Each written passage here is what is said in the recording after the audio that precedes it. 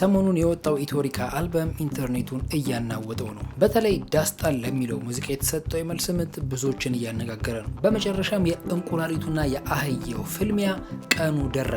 እርስ በርሳቸው ደም ለመቃባት የሚፈላለጉት በቅጽል ስማቸው እንቁራሪቱና አህየው በመባል የሚታወቁት ተፋላሚዎች ቅዳሜ ሚያዝያ 17 ኤፕሪል 25 ፊት ለፊት ሊጋጠሙ ነው። በዚህ ከባድ ፍልሚያ ማን ያሸንፍ ይሆን? እንዲሁም የብዙዎቻችን ፈገግታ የነበረው ተወዳጁ ኮሜዲያን ፍልፍሉ በአሁኑ ሰዓት በጤና እክል ላይ እንደሚገኝ ተሰምቷል። ነገር ግን ከጤና ሁኔታ ጋር ተያይዞ ብዙዎችን ያስቆጣ አንድ ድርጊት ተከስቷል። እንደዚሁም ብዙዎችን ያስደሰተ ነገር አለ። ይሄ ድርጊት ምንድን ነው? ፍልፍሉስ አሁን በምን ሁኔታ ላይ ይገኛል? ፖለቲካ በፈገግታ የኢዜማ ፓርቲ በቲክቶክ ገጹ በሚለቃቸው ቪዲዮዎች ብዙዎችን እያዝናናና ትኩረታቸውን እየሳበ ይገኛል። ፓርቲው የህዝብን ትኩረት ለመሳብ እየተጠቀመበት ያለው አዲስ ስልትና በማህበራዊ ሚዲያው ያገኘ ያለው ከፍተኛ ምላሽ ምን ይመስላል? ነፃነት ወርቅነህን የሚመስለው ግለሰብ በቤተሰብ ጨዋታ ብቅ ብሏል። አነጋገሩ፣ ሁሉ ነገሩ ቁጭ ነፃነት ወርቅነህን የሚመስል ሲሆን ህዝቡ በምን መልኩ ተቀበለው? አዲሱ ነፃነት ወርቅነህ ማን ይሆን? ከኢትዮጵያ እስከ ፓሪስ ዓለም አቀፍ ዝናን እያተረፈና ስሙ በሁሉም ቦታ እየተነሳ ያለው ታዳጊው ኢትዮጵያዊ ዲዛይነር መጨረሻው ምን ይሆን? ሰላም ሰላም፣ ወደ ቻናል ቤተሰቦች እንዴት አላችሁ? ማኪር ነኝ። በዛሬው ቪዲዮ እንግዲህ ሰሞኑን መነጋገሪያ የሆኑ ቪዲዮዎችን ሰብስቤ ይዤላችሁ መጥቻለሁ። ከመጠፋ እናንተም ጋር ቶሎ ለመምጣት እንግዲህ መነጋገሪያ የሆኑ ሀሳቦችን ዛሬ እናያለን። ለዚህ ቻናል አዲስ የሆናችሁ ሰዎች ካላችሁ በዚህ ቻናል እንግዲህ እውነተኛ ታሪኮችን፣ የወንጀል ታሪኮችን እንደዚሁም ደግሞ አዳዲስ መነጋገሪያ ሀሳቦች ሲኖሩ እያነሳን እናያለን። ስለዚህ እውነተኛ ነገር የሚመቻችሁ ከሆነ ይሄንን ቻናል የእኛን ቤተሰብ መቀላቀል እንዳትረሱ። ባለፈውም 1000 ብር የሚያሸልም ጥያቄ ጠይቀን ነበር። የባለፈው ተወዳዳሪያችንም 1000 ብሩን አሸንፎ ነበረ። በባለፈው ቪዲዮ የጠየቅነው ጥያቄ ደግሞ በህይወታችሁ ላይ ወደፊት እንዳትሄዱ ያስቸገራችሁ ከባድ የሆነባችሁ ነገር ምንድን ነው የሚል ነበር። ብዙዎች ብዙ ነገር ብለዋል እና በእውነት የሁላችሁንም ኮሜንት እያነበብኩት ነበር። ግማሹ ስራ ማጣት ህይወቴን አክብዶታል፣ ግማሹ ፍቅር ህይወቴን አክብዶታል የሚላለ ብቻ አንዳችን ከአንዳችን እንማማራለን። ግን ዛሬ የባለፈውን አሸናፊ የምንመርጥ ይሆናል። በባለፈው ቪዲዮም እንግዲህ እንደምታዩት በአጠቃላይ 90 ኮሜንቶች አሉ። ከ90 ኮሜንቶች ውስጥ አሸናፊውን እንመርጣለን። ፒክ ዊነር አይሲ ፋሬስ የሚል ነው አሸናፊው። የኑሮ ውድነት ብሏል። እንግዲህ የኑሮ ውድነት ህይወቱን አክብዶታል። የዛሬው ጥያቄ ደግሞ የሚሆነው በጣም ቀላል ነው። እሱም ቴዲ አፍሮ ለምንድን ነው በእንደዚህ አይነት መልኩ ከባድ ተጽዕኖ ፈጣሪ ሆነው? ምን ቢሰራ ነው ሰዎች በዚህ ልክና በዚህ ደረጃ ሊቀበሉት የቻሉት? እንግዲህ በዚህ ጥያቄ ላይ ጥልቅ ሀሳብ ለሚሰጥ ሰው የ2000 ብር ሽልማት አለን። ያው ሽልማቱ 1000 ብር ነው፣ 2 ሰው ስለምንሸልም ነው። ሽልማቱ ላይ ለመካተትም ጥያቄውን መመለስ፣ ቪዲዮን ላይክ ማድረግ፣ እንደዚሁ ሰብስክራይብ ማድረግ፣ እንደዚሁም ይሄንን ቪዲዮ እስከ መጨረሻ ማየታችሁ እንዳትረሱ። እስከ መጨረሻ ማየታችሁን ማቀበት መንገድ ስላለ ይሄንን ቪዲዮ እስከ መጨረሻ ማየት እንዳትረሱ። ቀጥታ ወደ ሰሞኑን መነጋገር ወደሆኑ ጉዳዮች እንገባለን። እስጎ እንግዲህ የሰሞኑ በጣም መነጋገሪያ ነገር የሆነው ኢትዮጵያ ውስጥ ለመጀመሪያ ጊዜ ፕሮፌሽናል የሆነ ኤምኤምኤ ፋይት ሊካሄድ ነው። ኤምኤምኤ ፋይት ምንድን ነው? እንግዲህ ኤምኤምኤ ፋይት ለማታውቁ ሚክስድ ማርሻል አርትስ ይባላል። ምን አለፋችሁ ቡጥቡጥ ነው። በቦክስ አለ፣ በግር አለ፣ በኢልቦ አለ። እንግዲህ ሁለት ተጋጣሚዎችን ሪንግ ውስጥ አስገብታችሁ አንዱ በሰላም ይወጣል ማለት ነው። እንግዲህ በዚህ ፋይት ተፋላሚዎቹ እጅግ በጣም ብዙ ብር ያገኛሉ። እስከ 1 ሚሊዮን ብር ያገኛሉ። እኔም በተፋለምኩ እያላችሁ ነዋ። እና የእነዚህ ሰዎች ድብድብም ለ2 ወር ማለት ይቻላል ሲነገር ነበር። በቲክቶክ ላይ፣ በዩቲዩብ ላይ፣ በፌስቡክ ላይ የሁለቱ ሰዎች ድብድብ በጣም ሲጠበቅ ነበር። ተፋላሚዎቹም ጆኒ ጁጂትሱ እና ንቃተ ህሊና ይባላሉ። ባክግራውንዳቸውም እንግዲህ ጆኒ ጁጂትሱ የሚታወቀው በብራዚሊያን ጁጂትሱ ነው። ጁጂትሱ የሚባለው ስፖርትም እንግዲህ ያው ሞር ኦፍ ግራፕሊንግ ይበዛዋል፣ ሰብሚሽን ይበዛዋል። እንደምታዩት እንግዲህ ሰውን እዚህ ጋር መጭመቅ አለው፣ ማነቅ አለው። እንዲህ አንቃችሁ የሰውን ህይወት በእጃችሁ ጸጥ የምታረጉበት አይነት ስፖርት ነው። ንቃተ ህሊና ደግሞ ሞር ኦፍ ባክግራውንዱ ማርሻል አርትስ ነው ማለት ነው። እንደ ቴኳንዶ አይነት እግርን መጠቀም፣ አንዳንድ እጃቸውንም ሊጠቀሙ ይችላሉ። ዞሮ ዞሮ እግርንም እጅንም በመጠቀም የሚሰራ ስፖርት ነው እና እነዚህ ተፋላሚዎች በጣም ጥጋብ ውጥር ያደረጋቸው ናቸው። እርስ በርስ የሚጠራሩትም አህያውና እንቁራሪቱ እየተባባሉ ነው። ትክክለኛው ስሜ ዮሐንስ ነው። ዮሐንስ ምስክር።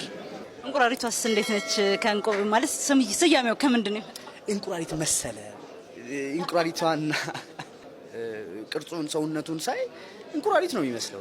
ቦንጋ ውስጥ አንድ አህያ አለ። ያ አህያ ንቃተ ህሊና ይባላል። አይ ዶንት ኖ ለምን እንደዛ እንደሚባባሉ፣ ግን በአፒራንሳቸው ነው። ያኛው አህያ የሚለው በጥንካሬው የተነሳ ነው። ሞተር ሲሸከም አይቶት አህያ ያለው። ጆኒ ጁጂትሱ ደግሞ እንግዲህ እንቁራሪት ይሏል። አይ ዶንት ኖ በአፒራንሱ መሰለኝ እንቁራሪት ይመስላል። ሰማ ሁለቱም የሚመሳሰል ነገር አላቸው እና በዚህ ኤምኤምኤ ስፖርት ላይ ፍልሚያው ከመደረጉ በፊት ፕሬስ ኮንፈረንስ ይዘጋጅና ተፋላሚዎቹ አንዳቸው ስለ አንዳቸው ማስተላለፍ የሚፈልጉትን መልእክት በዛ ፕሬስ ኮንፈረንስ ላይ ይናገራሉና የእነዚህ ሰዎች ፕሬስ ኮንፈረንስ ሙሉን ስድብ ነበር ማለት ይቻላል። አንደኛውን ሲሰድበው ነበርና እስኪ ቪዲዮን ተመልከቱት። ከ3 ቀን በፊት ነው ለመጀመሪያ ጊዜ ልጁ ፒዛ ይበላው። ኤፕሪል 25 ላይ ለመጀመሪያ ጊዜ ፌንት ይበላል። ኦፍ ኮርስ ከውጭ መጥቶ ሰዎች ያሰለጥነዋል። ብዙ አክሰሶች አሉ አውቃለሁ። I don't give a fuck bro. I will show you how fucking strong I am. I will show you. ታየኛለህ። አንተ ራስህ ማይክ ተሰጥቶ ትመሰክራለህ ስለኔ። ማለት ኢነርጂያቸው ደስ ይላል። በቃ አሳያለሁ። አንደኛው በጣም ነው አቢዩዝ የሚያደርገው የገጠር ልጅ በመሆኑ ማለት ነው። ንቃተ ህሊና ከገጠር ከቦንጋ ነው የመጣው። በጣም ነው አቢዩዝ የሚያደርገው፣ ግን ኢነርጂው ደስ ይላል። በቃ ሁሉም ሰው ፋይቱን ለመከታተል ጓጉቷልና እንግዲህ ነገ ቅዳሜ ይፈሳፈሳሉ። ማን እንደሚያሸንፍም እናያለን በኋላ። ሌላው ይሄ ፕሬስ ኮንፈረንሱ ካለቀ በኋላ ንግግር ካደረጉ በኋላ በኤምኤምኤ ላይ ፌስ ኦፍ የሚባል ነገር አለ። እንደምታውቁት ሁለቱ ተጋጣሚዎች መጥተው ፊት ለፊት ይፋጠጡና እንግዲህ አንደኛውን ለማስፈራራት ይሞክራሉ። በእነሱ ፌስ ኦፍ ላይ ግን በጣም የሚያስቅ የሚያነጋግር የተፈጠረ ነገር አለ። ተመልከቱት።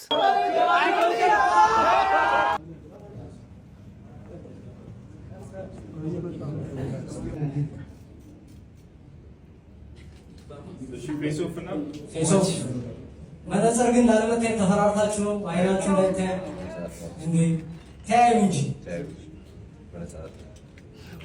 አዘንግጣ እንዳዘማ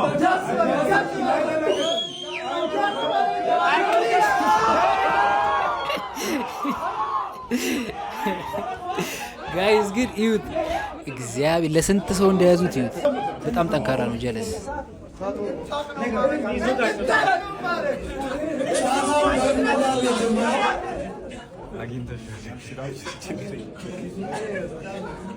በእንቁላል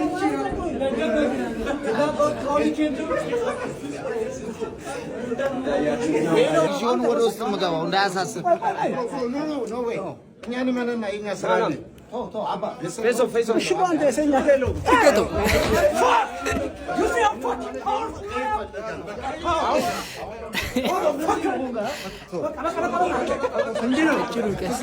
ቀጭሉ ተረጋጋ የሚያስብለው እግዚአብሔርን ይሄንን ፋይት ማለት ነው። በጣም ተወስሻለሁ ለማየት እና ጋይስ ይሄንን ነገር ማንም ሰው አልጠበቀም። ጀለስ እንቁላል እንዳይፈርጥበት ያን ፕሮግራም ሙሉ ኪስ ውስጥ ደብቆ ይዞ ልክ ፌስ ኦፍ በሚያደርጉበት ጊዜ አምጥቶ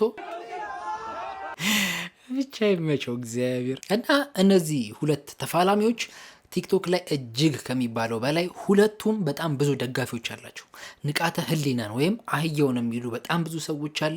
ጆኒ ጁጂትሱንና እንቁራሪቱን የሚሉ ደግሞ በጣም ብዙ ሰዎች አሉና ለነሱ ድብድብ ሰዎችን በጣም በብዙ ሺህ ብሮች እየተወራረዱ ይገኛሉ። ተመልከቱ በስንት ብር እንደሚያስይዙ። ከ24 ሰዓት በኋላ የምደልታት ቪዲዮ ናት። ይህንን ቪዲዮ ለጆን ዳንኤል አድርሱልኝ። ጆን ዳንኤል የምር ብር ሜድ እያልኩኝ ነበረ። 1 ሚሊዮን አድርጌያለሁ። 1 ሚሊዮን ንቃተ ህሊና ይችላል፣ ያሸንፊያል። እስከ 1 ሚሊዮን ብር ሜድ ካለ መድባለው። ሌትስ ጎ። ፕላስ ደግሞ 1 ሚሊዮን ብር ማስያዝ የምትፈልግ ከሆነ ጆኒ ጂጂትሱን ብዬ አንተ ንቃተ ህሊናን ብለህ ይኸውን ያለው ኮንታክት አድርገኝ። ከዚህ በፊትም 100 ሺህ ብር ስትል ዴም አድርጌልህ ነበር፣ ሪስፖንድ አላረክም። አይስዌር ጋር የምር ከልብህ ፈልገኸው ከሆነ እኔን ኮንታክት አድርገኝና እኔ እናንተ እንሂድ። በጣም ነው እንዴ ብር የተረፋችሁ? በጣም ነው የምትተማመኑባቸው። በ1 ሚሊዮን ብር አስበዋል ተፋላሚ። ይመቻችሁ። ታዲያ ይህንን የመሰለ ድብድብና ፋይት መቼ ይካሄዳል? ነገ ቅዳሜ ኤፕሪል 25። ታዲያ ከሁለቱ እናንተ ማንም ያሸነፍ ይመስላችኋል? እንደኔ 50-50 ነው፣ ግን አንድ ቺት ኮድ አለ። እሱም ቺት ኮድ ምንድን ነው? ጁጂትሱ ነው። ማለት በጁጂትሱ ጋይስ በጣም ከባባድ የሚባሉ ተፋላሚዎች ሲሸነፉ አይቻሉ። ለምሳሌ እንደ ኮነር ማክግሬገር አይነት ተደባዳቢ በጁጂትሱ ምክንያት እንግዲህ ሻምፒዮንነቱን ሲያጣ ያየንበት አለ። ስለዚህ ንቃተ ህሊናና ጆኒ በሚደባደቡበት ጊዜ ምናልባት ጆኒ ካነቀው ወይ እጁን ሊሰብረው ይችላል። ጋይስ ሶ ሲሪየስ በጣም ወይ አንቆ ፌንት ሊያስበላ ይችላል። እና ይሄ ጁጂትሱ የሚባለው ይሄ ቴክኒክ አለው። ገብታችሁ እግር ላይ ቅልጥ ማፈፍ የሚያደርጉት ነገር፣ አንገት የሚያንቁት ነገር በጣም አደገኛ ነው። ግን ደግሞ ኤምኤምኤ ቦክስ ደስ የሚለው ነገር ምንጊዜ በሰዎች ላይ እርግጠኛ ልትሆኑ አትችሉም። ንቃተ ህሊና ጆኒን አገጩን እዚሽ ጋር በቦክስ አገኘው ማለት ፌንት በላ ማለት ነው። ቻው አባቴ 1 ሚሊዮን ብር በላ ማለት ነው። ስለዚህ ሁለቱም 50-50 የማሸነፍ ቻንስ አላቸው።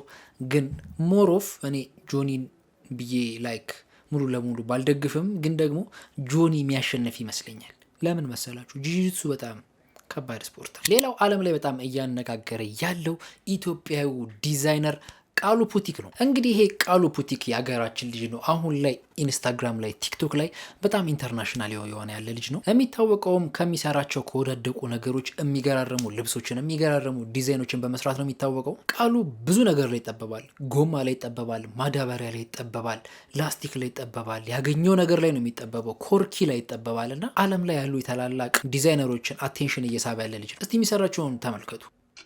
ዩ ጋይስ ማለት ጋይስ ሉክ ደ ዲቴልስ ማለት ከጫማ ቦርሳ ሰራ። ሁዳዝ ዳት ልብሱ እንዳለ ጫማ ነው። ላይክ እዚህ ደረቱ ላይ ጫማ ካኒ ብሊቭ ኮፍያው ጫማ ነው ጋይስ። ይዩት፣ ኮፍያው ጫማ ነው። ያው ቦቲ ደግሞ አለ። እሺ this is my favorite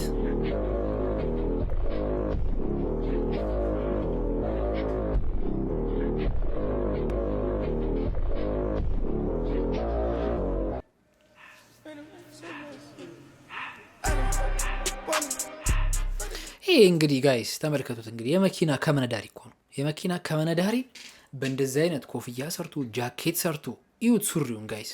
እና ይሄ ልጅ በሚሊዮኖች የሚቆጠር ላይክ እና ቪው እያገኘን ያለውና የሀገሬ ልጅ ስለሆነ በእውነቱ በጣም ደስ ይለኛል። ግን አይኑ ክሬቲቪቲው በጣም የሚያስደንቅ ነው። ሉክ አት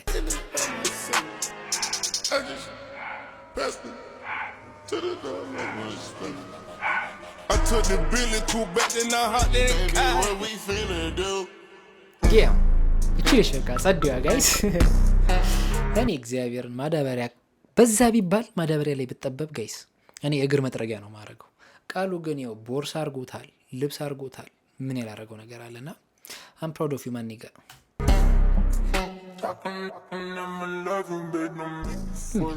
እሷ ጋላት ራስ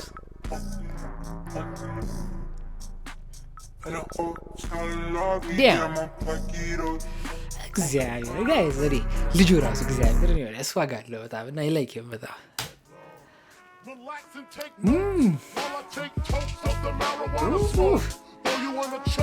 ይችላሉ መላችሁ እግዚአብሔር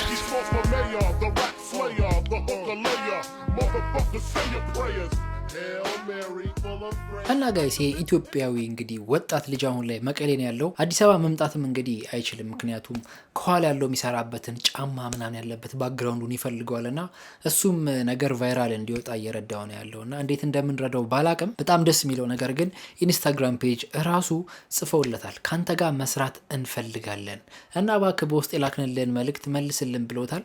ይህ ልጅ ማገዝ የምትችሉ ሰዎች እባካችሁ እንግዲህ አግዙትና ሀብታም ይሁን ሀገራችንን የሚያስተዋውቅ ቃሉ ፑቲክ እንግዲህ የሰሞኑ መነጋገሪያ ነው። ሌላው በዚህ ሳምንት በጣም መነጋገሪያ የሆነው ነገር ታዋቂውና የምንወደው ነጻነት ወርቅነህን የሚመስለው ሰውዬ እንግዲህ ተገኝቷል። ስሙም አንዷለም ይባላል። እንግዲህ ለቤተሰብ ጨዋታ ብዙ ሰው መርጦታል። ይህ ሰውዬ እንግዲህ በጣም ብዙ ነገሩ ነጻነት ወርቅነህን ነው የሚመስለው። አሳሳቁ፣ አወራሩ፣ አካሄዱ ኤቭሪቲንግ ነፂን ነው የሚመስለው። ፕሮግራም አቀራረቡ ራሱ። እስኪ ቪዲዮን ተመልክተን እንመለስ። አንድ ባል ብዙ ጊዜ ውጪ ካመሸ በምን ምክንያት ሊሆን ይችላል?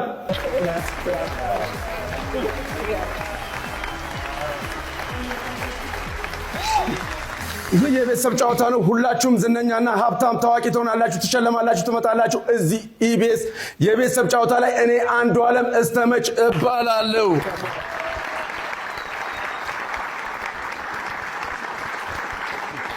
በዚህ በኩል የባለትዳር ቤተሰቦች ይታየናል። በዚህ በኩል ደግሞ የላጤ ቤተሰቦች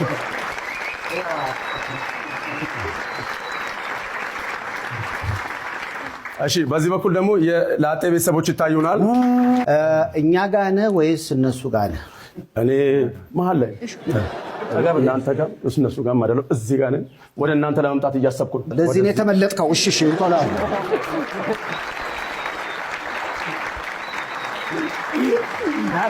እንዳለ ራስታ ነው እኮ አንድ ሚስት ባሏን ምን አለቀ ልትል ትችላለች? ጋይስ እግዚአብሔር እንዳያችሁት ነው ማለት እኔ በቃ ነፂን ያስተውሰኛል ሳየው እግዚአብሔር ፊት ለፊት እና ነፂን ደግሞ በጣም ነው የምወደው።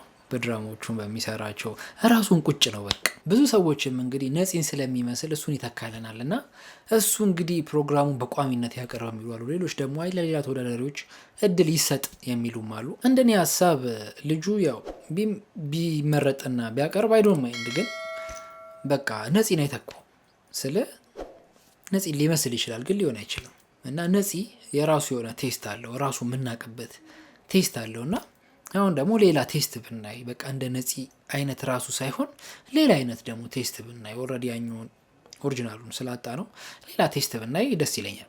ልጁ ኢሚቴሽን ላይ ጎበዝ ቁጭ ነው ያደረገው። ነፂን ያስመስለዋል ይችላል። ግን ደግሞ ሌሎች ተወዳዳሪዎች አሉ እንደነ ያሲኖ አይነት ልጆች ታለንታቸው ቢወጣና ሌላ አይነት ቀለም፣ አሁን ሁሉም ይለያያሉ። እሸቱን ካያችሁት የራሱ ቴስት አለው፣ ነፂ የራሱ ቴስት አለው፣ ሸዋፈሩ የራሱ ቴስት አለው እና ያሲኖም የራሱ ቴስት አለው። እየሞከርኩ ነው የሚለው ልጅ ማለት ነው እና ለእነሱ እድል ቢሰጥላሉ። ሌላው የቴዲ አፍሮ አልበም አሁንም መነጋገሪያ መሆኑን አላቆመም። ከመውጣቱ በፊትም በጣም ብዙ ሲያነጋግር ነበር። ከወጣም በኋላ እንግዲህ አሁንም እስካሁን መነጋገሪያ እየሆነ ነው ያለው። እንግዲህ አልበሙን በጣም በብዙ ሺህ ሰዎች የሚቆጠሩ ወደውታል። አንዳንዶችም እንግዲህ እንደምታዩት ገላቸው ላይ እንግዲህ እስከ መነቀስ የደረሱ አሉ። ጀለስ እንደምታዩት እንግዲህ ኢትዮሪካ ብሎ የአልበሙን ርዕስ ሁሉንም ተነቅሶላቸዋል። ዝጸዳል መሬማ ያዞምባ ብልጭታ መስኮቱ ቲንታጎ ተወዳጅ ሳምነው ኢትዮሪካ ዳስጣል ታይም ውላለ ጋይስ 8 ሰዓት 2018 8ኛ ወር። እንግዲህ ቴዲ ራሱ ቢያየው ምን እንደምለው አላውቅም። እንደዚህ አይነት አድናቂ ዴዲኬትድ የሆነ አድናቂ እናንተም እስኪ እንደዚህ አድንቁኝ። አሁን ላይክ ያላረጋችሁ ላይክ አድርጉ፣ ፎሎ ያላረጋችሁ ፎሎ አድርጉ፣ አበረታቱን እኛንም። እንግዲህ የዘፈን ኢትዮጵያ ውስጥ በቪው ብዛትም በሰብስክራይብ ብዛትም እንግዲህ ኢትዮጵያ ውስጥ ሪካርድ ሰብሯል። በተለይ ዳስጣል የሚለው ሙዚቃ 15 ሚሊየን እይታ በአንድ ሳምንት ውስጥ አስመዝግቧል። ኢትዮጵያ ውስጥ ታይቶም ተሰምቶም አይታወቅም። ሌላው መነጋገር የነበረው በዚህ ሳምንት ላይ እንግዲህ ዳስጣል የሚለው ሙዚቃ እንደምታውቁት የመልስ ምት ተሰርቶለታል። ምን ያረጋል ወሬ ቃላትን መደርደር፣ ሞትም አልፈራንም ወድቀናል ለሀገር፣ አፈር እየላሰን አበቃን ለበርገር። በሱም ላይ እንግዲህ ያላችሁን ሀሳብ አስተያየት ኮሜንት ላይ ማስቀመጥ እንዳትረሱ። ሌላው እንደምታውቁት ታዋቂውና ተወዳጁ ኮሜዲያን ፍልፍሉ እንግዲህ በጠና ታሞ ሆስፒታል ነው ያለው። በሽታውም ሐኪሞች እንዳሉት እንግዲህ ሰዎች ብዙ ነገር ነው ያመመው ይባላል። ዩቲዩብም ላይ በጣም ሰው ደስ ያለውን ኢንፎርሜሽን ነው የሚያሰራጨው። ሐኪሞች እንዳሉት ግን ኮሜዲያን ፍልፍሉ የታመመው ስትሮክ ነው ወይም የደም መቋረጥ። እንግዲህ የብዙዎችን ሀዘን ያባረረ በየቤቱ ደስታን የፈጠረ ሰው እንዲህ ታሞ አልጋ ላይ ሲወድቅ ማየት በእውነቱ ያሳዝናል። ሲጀመር የሚስቅ የሚጫወት ሰው እንኳን ታሞ አይደለም ዝም ሲል ራሱ ያስጨንቃልና እንግዲህ ብዙዎች ፍልፍሉን ሌላ ነገር ታሟል እያሉ ነው። ግን አሁን በማሳያችሁ ቪዲዮ ከራሱ አንደበት ፍልፍሉ ምን እንዳመመውና እንደዚሁም ደግሞ እሱን ሰፖርት ማድረግ መርዳት ለምትፈልጉ ሰዎች የራሱን አካውንት ተናግሯል። በገንዘብ መርዳት የማትችሉ ደግሞ ለሱ ጸሎት በማድረግ ወደ ሙሉ ጤንነቱ እንዲመለስ እንድታግዙ ጠይቃለሁ። ቪዲዮ እንመልከት። ነበር ቤኪዬ መጀመሪያ መቼስ ይሄ ማስመለስ አይነት ሲሆን ሰው ሁሉ የምናስበው ነገር አለ። እንደው ምግብ የሆነ ነገር ብለን ነው የምንለው። ስሜቱ ምን ነበር መጀመሪያ? የማዞር ነገር ያዞረህ ነበር? አዎ ያዞረኛል። ምን ይላል ዝም ብዬ ቁጭል ምናምን ነበር። ከዛ በኋላ ያው ከነበዬ ጋር ምናምን እያልኩ ትንሽ ራስ ምታትም እየመሰለኝ ነበር። ችላ ማለት ግን መጥፎ ነው። አዎ ልክ ነው። መቆምና መራመዱን አልችልም። ያው ካልቆምኩና ካልተራመድኩ ደግሞ ያው ልጆችንም ማስተዳደር ምናምን አልችልም። ጤኔ በቋሚነት እስኪመለስ እስከዛ ድረስ እዚሁ ሆስፒታል ውስጥ ነኝ ያለሁት። የባንክ አካውንት በቃል ታውቀዋለህ? አውቀዋለሁ። አንተ ራስህ ተናገር። 1037 44 61 315 ማን ነው የሚለው? በረከት በቀለ። እንግዲህ ኮሜዲያን ፍልፍሉን በቻላችሁት ማገዝ የምትችሉ ሰዎች እንድናገዘው ጠይቃለሁ። ሌላው ሁለት ጉዳይ አለ በፍልፍሉ ዙሪያ። አንደኛ ብዙዎችን ያስቆጣ ጉዳይ አለ። በታመመ ጊዜ ፍልፍሉ እንግዲህ አባይ ቲቪ እዛ ሄዶ ፍልፍሉን በታመመበት ሁኔታ መቅረጽና ቤተሰቡ እንዳይ ሰዎች እንዳይ ማድረጉ ብዙዎችን ያስቆጣና ያስደበረ ነገር ነው። በሌላ ጎኑ ደግሞ እንዲረዳ ሰው እንዲያየው መቀረጹም ጥሩ ነው የሚሉ አሉ። ይሄም መነጋገሪያ ነበር። አሁን ላይ ደግሞ በጣም ደስ የሚል ነገር እየተጀመረ ነው። እንግዲህ እንደምታውቁት ቲክቶከር አዶናይ እንግዲህ ለፍልፍሉ ቻሌንጅ ሊያስጀምርለት ነው። እንግዲህ አዶናይ ከዚህ በፊት እንደምናውቀው ቻሌንጅ ጀምሮ ያላሳካው ነገር የለም። ለብዙ አርቲስቶች እንግዲህ መኪና መግዛት የቻለ ነው አዶናይ። የህፃናትን ልብ እንዲታከም ያደረገ ልጅ ነው እና አሁን ደግሞ ለፍልፍሉም እንግዲህ ደርሶለታል። ይህ በጣም ደስ የሚል ዜና ነው። እስኪ ቪዲዮን አይተን እንመለስ። አሁን ቻሌንጅ ላስጀምር እያሰብኩ ነው። እሺ፣ ለቤተሰቦችም እንዲሆን አንተም እረፍት እንድታገኝ ጥሩ ደረጃ ላይ እንዳለው እንድታውቅ ቻሌንጅ አስጀምራለሁ። እሺ፣ እወድሃለሁ፣ በጣም አከብርሃለሁ። ወጥተህ ደግሞ ትልቅ ነገሮችን እንሰራለን አብረን። እሺ፣ አይ ሆፕ እንግዲህ ይሄ ቻሌንጅ ደግሞ እንግዲህ አልቆ ለፍልፍሉና ለቤተሰቡ የሚሆን ብር እንደሚሰበሰብ ሙሉ እምነት አለኝ። ሌላው በሶሻል ሚዲያ በጣም ሰሞኑን እየተዘዋወረ ያለ የሲሲቲቪ ፉቴጅ አለ። እንደምታውቁት መንገድ ዳር በተተከሉ ካሜራዎች በየቀኑ ብዙ ነገር ይታያል። የመኪና አክሲደንቶች ይታያሉ፣ ሰዎች ሲገደሉ፣ የተለያየ የሚያስቅም የሚያዝናና የሚያሳዝንም ነገር ይታያልና ሰሞኑን ሁለት በጣም የሚያሳዝኑ ነገሮች ታይተዋል። የመጀመሪያው አብሶ ብዙዎችን እንግዲህ ያስፈራና ያስደነገጠ ነው። ምክንያቱም ይሄ የተፈጠረው በቀን ጠራራ ፀሐይ ነው። አብሶ ወንዶች እባካችሁ ተጠንቀቁ፣ በንቃት ተከታተሉ። በዙሪያችሁ ያለ ሰው በኋላችሁ ያለ ሰው ምን ሊያደርግ እንደሆነ ስለማታውቁ በጣም በጥንቃቄና ንቁ ሆናችሁ ነው መንቀሳቀስ ያለባችሁ። ሴቶች ላይ ደፍረው እንደዚህ አይነት ጉዳትና ጥቃት ያደርሳሉ ብዬ አላምንም። ወንዶች ግን በአሰቃቂ ሁኔታ እንግዲህ ተደብድበው የተዘረፉ ያለበት ሁኔታ ነው ያለው። እስኪ ቪዲዮን አይተን እንመለስ።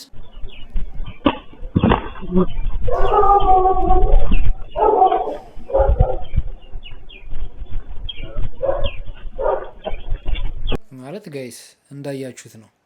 ቀን ነው፣ ጠራራ ፀሐይ ነው። 3 ሆነው ቆመዋል። ከኋላው እንግዲህ መጥተው ለማይረባ ስልክ እንግዲህ አይ ቲንክ ይሄ ሰውዬ ከዚህ በኋላ በህይወት የተረፈም አይመስለኝም። ለማይረባ ስልክ ብለው እንግዲህ ሙልጭ አድርገው አጽድተው ዘርፈው ሄደዋል። እና በጥንቃቄ እንንቀሳቀስላለሁ። ማታ ቢሆን እኮ ያስፈራል፣ ግን በቀን ሲሆን በጣም ከባድ ነው። ሁለተኛውም ቪዲዮ እንግዲህ በሲሲቲቪ ካሜራ የተቀረጸ ነው።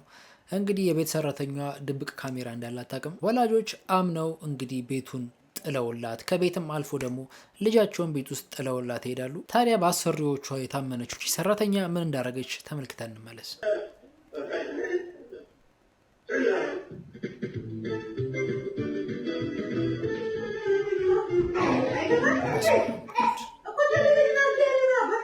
እንዴት እንዳረገቻት አይታችኋል? እግዚአብሔር እጇን ልገነጥለው እኮ የደረሰችው።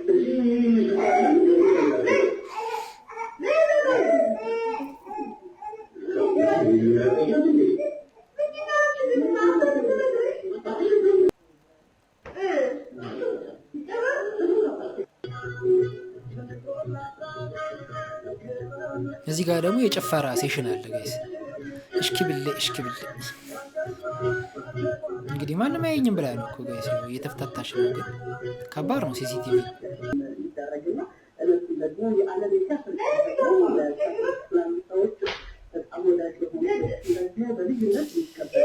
ማለት። ይህን መልሱልኝ እናንተ ብትሆኑ ምንድን ነው የምታደርጉት? ቤት ስትደርሱ በሲሲቲቪ ካሜራ እያችሁ ስራ ቦታ ሆናችሁ ሊሆን ይችላል፣ ኤኒዌር ሆናችሁ ልጃችሁን እንዲህ ስታላጋት ስትመታት እንዲህ ስትንጣት አይታችሁ ቤት ስትገቡ ሰራተኛዋ ጋር ምን አይነት ነገር ይኖራል? እንዴት ነው የምትነጋገሩት? በዱላ ነው የምታወሩት? በአፍ ነው?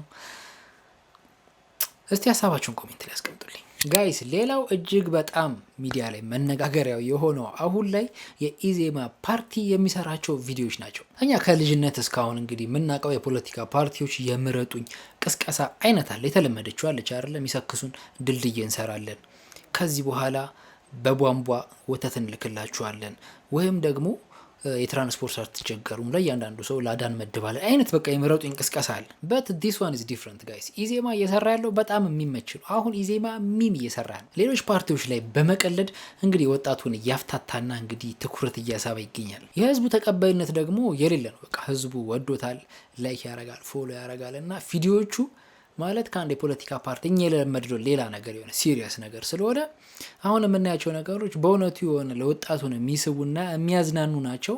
እስኪ ቪዲዮቹን ተመልክተን እንመለስ። ያው መሪያቸው ብለው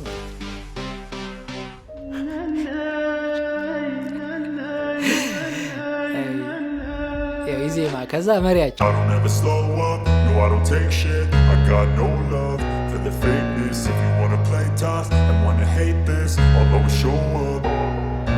I don't ever slow up, no I don't take shit. I got no love for the fakeness. If you wanna play 8 ሲደመር 7 ስንት ነው? እሺ ቀላል እኮ ነው። ትንሽ ታገሰኝ። 1 2 3 4 5 ያዝልኝ። ባለፉት 5 ዓመታት በአዲስ አበባ ከተማ ብቻ 380 ሺህ ቤቶች ተገንብተዋል። ባለፉት 5 ዓመታት እንደሚታወቀው ከ434 ሺህ በላይ ቤቶች ከተማችን ላይ ተገንብተው እንዲቀርቡ ተደርጓል።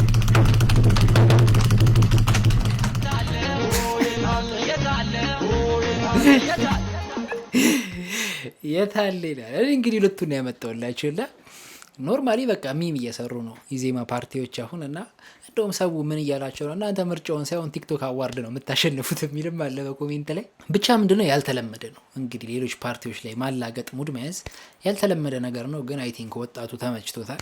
ኢዜማዎች ይመቻችሁ። እንግዲህ ጋይስ የሳምንቱ መነጋገሪያ ሀሳቦች ይሄንን ይመስሉ ነበረ። አይ ሆፕ ቪዲዮቹ ተመችቷችኋል፣ ዘና ፈታ እንዳላችሁ አንዳች ነገር እንዳገኛችሁ አልጠራጠርም። በሚቀጥለው ደግሞ አነጋጋሪ በሆኑ ሀሳቦች ተመልሼ እመጣለሁ። እንደዚሁም እውነተኛ ታሪኮችን ይዤላችሁ እመጣለሁ። ይሄንን ቪዲዮ እስካሁን ላይክ ካላረጋችሁት ላይክ ማድረግ እንዳትረሱ። የኛ ቤተሰብ ያልሆናችሁም ሰብስክራይብ ያረጋችሁ የኛ ቤተሰቡ ነው። ሌላው ቅድም ከጠየኳችሁ ጥያቄ ላይ እንግዲህ ለምንድነው ተጽዕኖ ፈጣሪ የሆነው ሰው ለምንድን ነው የወደደው ብዬ ጠይቄያችሁ ነበር።